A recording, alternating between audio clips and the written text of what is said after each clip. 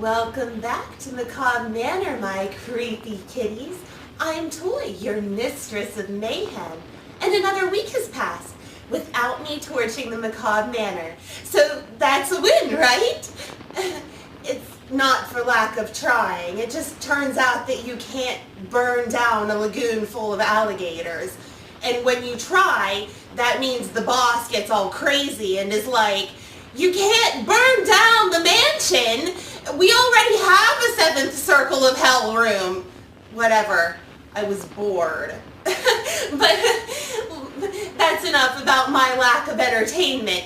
Tonight's story of Strange is all about a hired hitman who finds out that graveyards aren't for socializing.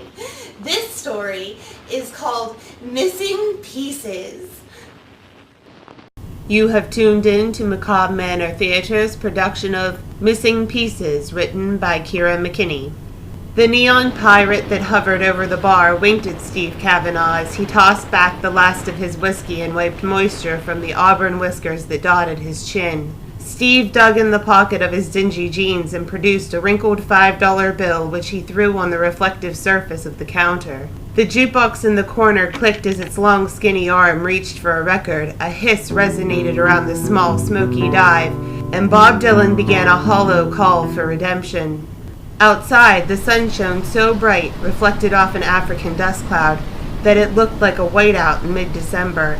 Steve Kavanaugh unfolded his crooked elbow across his face against blustery, searing August wind that threatened to pack his eyes and throat with debris.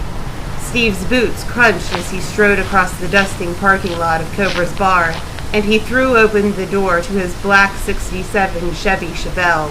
He slammed the door against the wind behind him. Steve reached into the specialty pocket sewn into the worn leather jacket he could always be found wearing. He pulled out a pistol and a long, sleek silencer and placed them under the passenger seat. The horses that drove the car's engine roared to life, and Steve Kavanaugh squealed out of the deserted parking lot, leaving a river of dirt in his wake. The headstones at Meadowcrest Cemetery were mostly ancient and unreadable. The marble had seen too many years of heavy rain and snow. Ice had formed thick sheets and broken off, taking small sections of stone with it until the surface of the markers no longer shined like well-oiled beauties in the sun. Steve Kavanaugh lurched among the old, wilting headstones, taking note of a fallen angel or cradled baby as he made his way to a freshly dug grave at the back of the desolate landscape. Kavanaugh stood with the toes of his black scuffed boots at the very edge of where the overturned dirt and the crisp green grass collided. His hands constricted and released in his jacket pockets, and Steve blinked thoughtlessly at a worm that squirmed against the sun and the wind. He inhaled sharply and said, "Well, that's that then."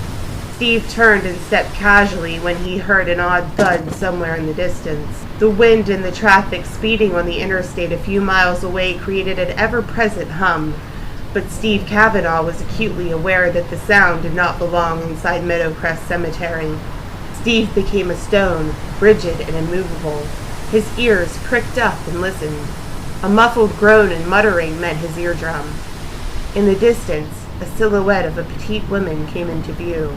Better to remain a specter, Kavanaugh began retreating to his waiting car. "Hey, mister, wait up!" Soft footsteps padded after Steve in the thick grass. She had removed her shoes, if she had been wearing any to begin with. "Hey, you, buddy! Hold on a second!" the girl yelled in a lilting voice as she ran after him. Steve swallowed hard and slowed his pace, but kept moving. He hadn't spoken to anyone who wasn't a client or didn't work at Cobra's in months. He was a ghost now. Steve Kavanaugh had relinquished his identity as flesh and blood when he signed on for the job. Every instinct he had told him slowing down would be trouble. "Hi," the girl said through gasps of air. She put a hand on Steve's shoulder as if they were intimately connected, and she hadn't seen him since high school. "Hey, hi," she repeated as she squinted in the colorless light. "What?" Steve grunted. "Sorry, I didn't mean to startle you," she said, adjusting the purple dress that hugged her petite curves. Silver heels dangled from her index finger. "Are you heading out?" "Yeah, I have some business." Kavanaugh started. Oh man, that's great. Are you headed in town? I've been walking forever. These heels, they're murder. You think you could give me a lift? No. Kavanaugh grunted and started walking away. The tiny woman scurried after him. Look, I have... She reached into her bra with her free hand and pulled out some wadded up cash. I have $10. It would really help me out. You have money. Call a cab. Do you see a payphone around here? Kavanaugh surveyed the area, knowing there was, in fact, no payphone nearby. Thumb it. Isn't that essentially what I'm doing here? I have cash. I don't pick up strays. Steve stopped to give her a good once-over. She halted and looked at him with her head tilted, her big brown eyes both piercing and pleading. She had her sunlight-and blonde hair tucked up, but it was wilting, tendrils dangling around her face, caressing her shoulders and her back. Her lips were full. The way she parted them, just enough to see her teeth peek out from between them, made hunger stir in Steve's belly. She was so small, she couldn't possibly be a problem. Steve Kavanaugh's tongue traced his teeth. Fine. Where are you going? She jumped up and down like a young girl skipping rope. Oh, thanks a bunch, buddy. Just to a hotel downtown. It isn't far. I'm headed downtown anyway. Steve resumed walking toward his dusty black Chevelle. The car sat like a Rorschach test on the horizon. It was Steve's fortress of solitude, his bat cave, and he was admitting an outsider. Geez, buddy! Is that your car? The girl said as she tottered after him. Steve. Say what? My name is Steve. If you're gonna keep talking to me, I'd rather you drop the buddy stuff. I'm Lilith. Alright then. Nice to meet you, Steve. You call this meeting someone? What do you call it? Trouble, thought Steve. A favor for a stranger. Well, then how do you meet people? I try to avoid it, if it's possible. Steve opened the passenger door for Lilith. She tossed her glitter-soaked heels onto the floorboard, where they immediately shed tiny, iridescent flakes. Then she shimmied into the leather seat. I think you could use a new friend, Lilith smiled. Steve shut the door. Like a hole in the head. Steve pulled into the parking lot of the Maplewood Hotel. It towered over the vehicle like a broken ancient monster. It had two high, pointed turrets that poked into the sky as if it could punch a hole into an alternate dimension. Tall Victorian windows peered out upon the street like spiders' eyes watching everyone's movements. Some of them boasted shattered glass. Those eyes were particularly proud of their age. Untreated pine boards had been carelessly nailed to the body of the hotel, covering holes instead of repairing them. Haggard steps that didn't look fit for travel led to a peeling lavender door. A fragile sign knocked against it in the wind. Vacancy. Cash only, it read. Jesus. You're staying here? Steve said as he gazed up at the Maplewood Hotel. Sure, why not? Lilith said as she fumbled with her shoes. Is it even up to code? What do you mean? Lilith smiled with her head between her knees. I mean, is the water water or is it mud? I don't drink water. I have some great gin in my room. Lilith popped back up, having put her shoes back on and brushed her hands together. You want to come in for a drink? Not even a little. Why, do you think it's haunted? Are you scared? The place isn't really haunted. She giggled and shoved Steve. No, I told you, I don't do friends. Doesn't seem like any way to live. Who says I'm living? Lilith considered this statement for a moment. She inspected Steve Kavanaugh as if he were a Botticelli hanging in the Louvre. He had chin-length brown hair. He didn't take much care in styling it, and it had taken a beating by the wind.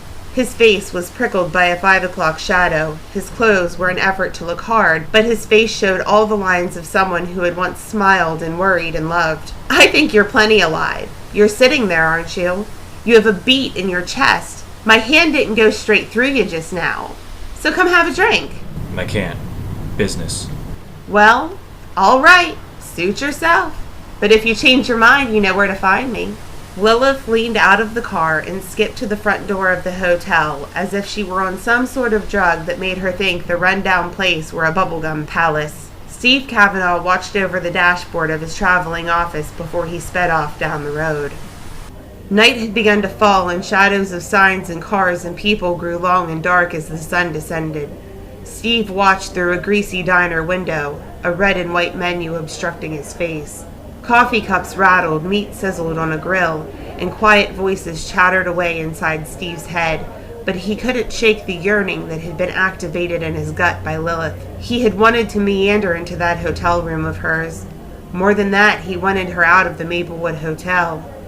It couldn't possibly be safe. The whole structure looked like it might implode, leaving tiny, helpless Lilith squashed like a gnat in the rubble. She needed to be saved, just like Amy had needed to be saved, but Steve couldn't save either of them. He was just an apparition. The brass bell above the diner door dinged, and Steve peeked out from above the menu. A tall man in a faded green baseball hat and plaid shirt carelessly careened past booths and bar stools and sat across from Kavanaugh. Evening. The man said as he grabbed a menu and perused it aimlessly. Hello. Strange weather for Pennsylvania, isn't it? Suppose. A middle-aged waitress in a faded blue uniform appeared next to the table. She was chewing a wad of gum and had tobacco-stained teeth. "Can I get you something to drink?" Coffee. Both men answered without looking up. She cocked her head to the side, sneered, and left. You rang me 4 days ago. What took so long? Second thoughts? Steve Kavanaugh mumbled. Damn wife wouldn't get off my ass, clean the garage, fix the sink, help Jimbo with his homework. No names. Sorry. Anyway, I don't need your life story. You're supposed to set the meeting up the moment I send word I'm in town. I should charge you extra for making me wait. Steve said. Look, I'm sorry about the holdup. If you had another job, I don't. Yet. Just give me the package.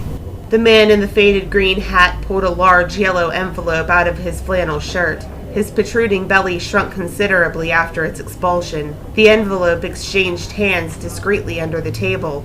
Steve Kavanaugh put it into a backpack tucked into the booth next to him. The waitress returned with 2 lukewarm coffees and a tin pitcher of cream. She eyeballed the 2 men who were staring at the menus. "You 2 need a few more minutes?" Please. Steve murmured. The waitress huffed and stomped away as she tucked her pencil into her red curls. It's all there? Steve asked as he glared across the table, only revealing his eyes. Do I look stupid? Steve stood up and heaved the backpack over his shoulder. The other man didn't look at him, but kept his face buried in his menu. Hard to tell. When will it be done? As soon as I say it's done. Kavanaugh said as he walked out of the diner. The brass bell above the door announced his departure like bells in heaven announce anointed angels. The black and white television in Steve's hotel room had a grainy picture that jumped and quivered as if it too felt the vibration of the magic fingers that moved his bed. When the gears stopped grinding and the motion ceased, Steve inserted another quarter into the face of the steel box. A little girl with shiny chestnut hair and pigtails stared back at him with a gap-toothed grin from a photograph. Steve was using it to block out the caustic light that was screwed into the ceiling above the bed. Amy had once been the thing that brought Steve's heart peace. Now she was the thing that allowed battery acid to flood through his veins. Steve's vision became distorted as he studied the angelic beauty. Objects in his peripheral vision failed to exist and were replaced by emptiness. It was the same vast chasm that had cracked and emptied his chest, leaving a vacant wasteland. Steve Kavanaugh's head felt like fire. Sweat began to bead in wet strands of his long brown hair. His palm tingled. Yet this time, he recognized something different. The same strange hunger jabbing at his insides like a fire poker. It had existed since he met Lilith earlier that day. He knew she'd be trouble. A knock on the door stirred Steve from his usual preparations. He crawled from the bed, feeling woozy and disoriented. Steve stumbled toward the door, but remembered the gun and silencer he had left on the small particle board table by the window. He wrapped it in a t-shirt and tossed it in a bedside drawer with the photo of Amy. Steve opened the motel door with the gold-plated chain still attached. It jerked to an abrupt stop and he leered through the slivered gap. What the hell? "Hi!" What are you doing here? Steve said as he unfastened the chain on the door. Lilith skipped in and pulled a half-empty bottle of gin from a patent leather bag. "I was bored." She smiled and flopped onto Steve's bed. Lilith didn't appear to dress down. This time she was wearing a black ruche dress decorated in an uncountable number of sequins. How did you find me? "I just called around. You gave me your name." I don't use that name. Lilith was already pouring 2 drinks of gin and shoved one under Steve's nose. I don't drink. "Liar! I saw a matchbook from a bar in your car." I only drink alone. Steve sighed. What's the fun in that? Who made the rule that drinking had to be a team sport? It's just better that way? You're a real optimist, aren't you? What good is it being pissed off all the time? Really, I'm asking. You seem to be doing a fine job of it. We don't all have it that easy. And what? You think I do? I just prefer to look on the bright side. Is the bright side in that dump you're currently residing in? It isn't so bad. Better than some places I've been. Anyway, I don't stay anywhere very long. Yeah, me either. Why's that?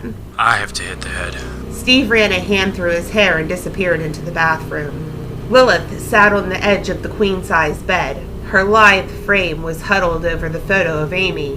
The drawer of the nightstand hung open. She hummed a haunting melody as she swayed to and fro. What the hell are you doing? Steve shouted and charged across the room. It's her, isn't it? She's the reason you're so angry. It's none of your business. Steve said and ripped the yellowed photograph from Lilith's skinny fingers. She looked at him, her giant chocolate eyes a church confessional. Steve sat on the bed next to her. Amy. Her name was Amy. Was. What happened? An accident. Your daughter? Yes. My only child. Her mother and I.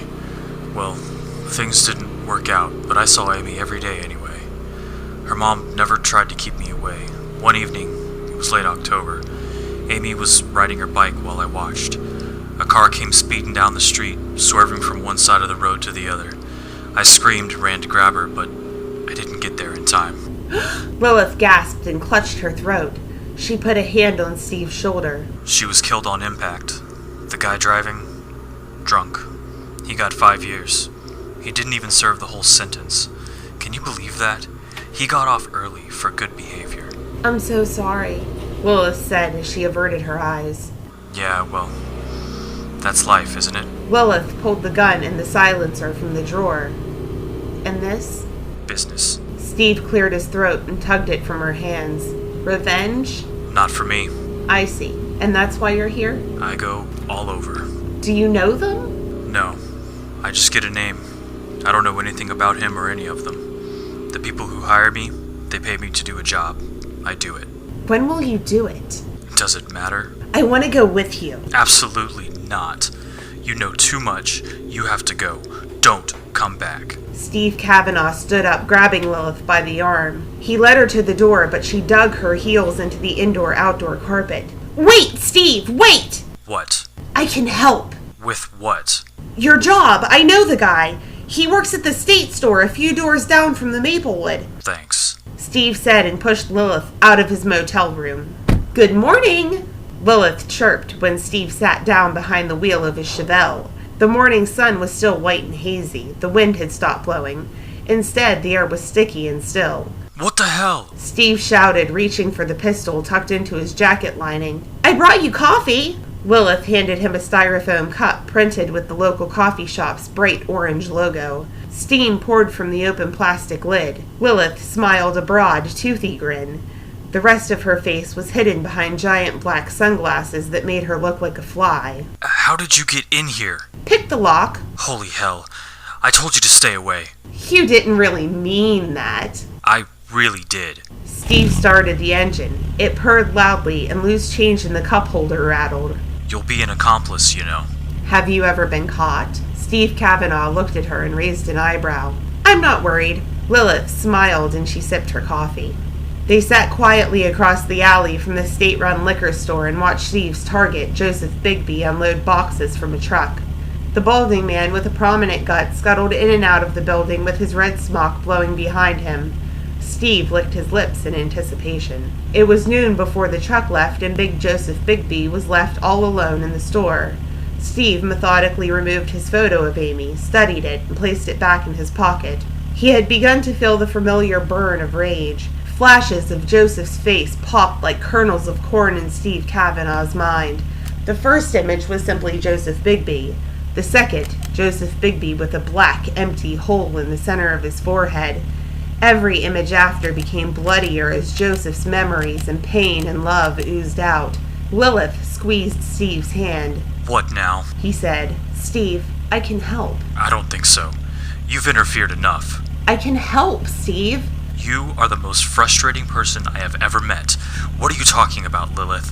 What if you didn't have to do this anymore? I like doing it. Okay, what if I hire you? Sure. Right after I'm done here. Steve chuckled. Seriously. Lilith removed her sunglasses and squeezed Steve's chin, forcing him to look at her. Her coffee-stained irises were ruby flames licked by gold flecks. Steve twisted in his seat, struggling to break free from her grip. Her fingers dug deeper into his skin until he held still. Steve breathed heavily, unable to look away. Who are you? I go by a lot of names. I like Lilith for now. What do you want? I just want to help, Steve. That's all I've been trying to do. How? I'll hire you. She used her fingers to make air quotes. It's a good deal, too. You don't have to do anything. Just stop doing what you're doing. You're sort of messing with the natural order. In return, I'll take your soul. My soul? How does that help me? No soul, no pain. You won't miss Amy anymore. You won't feel the need to do this, so quitting won't be very difficult. Lilith had taken a fifth of whiskey from her purse and sipped from it. Steve considered the options laid out before him. He could suffer a lifetime of agony, constantly mourning the death of his daughter, battle overwhelming demons of guilt and loss and emptiness. Steve could go on, hiring himself out as a private hitman, killing so that others could exact revenge. Or he could sign over his soul to the pretty little blonde in his passenger seat. He'd never feel anything ever again. Either way, he'd probably spend eternity in hell. I can't verify that, Lilith said, reading Steve's thoughts. Huh? The eternity in hell thing? I can't confirm or deny it. I mean, you're kinda living in hell right now, aren't you? Steve shook his head, a futile attempt to shake out the abstract nightmare he seemed to be living in. But when he opened his eyes, everything was still there. He sighed. Okay, how do we do it? Oh, yay! Lilith squealed. Just let me kiss you. Lilith licked her lips and leaned across the center console. She pulled Steve's face to hers and their lips met. Lilith pressed her slippery lips against Steve's and slid them around. She parted her lips and sucked on Steve's lower lip until it became painful. Then she bit him.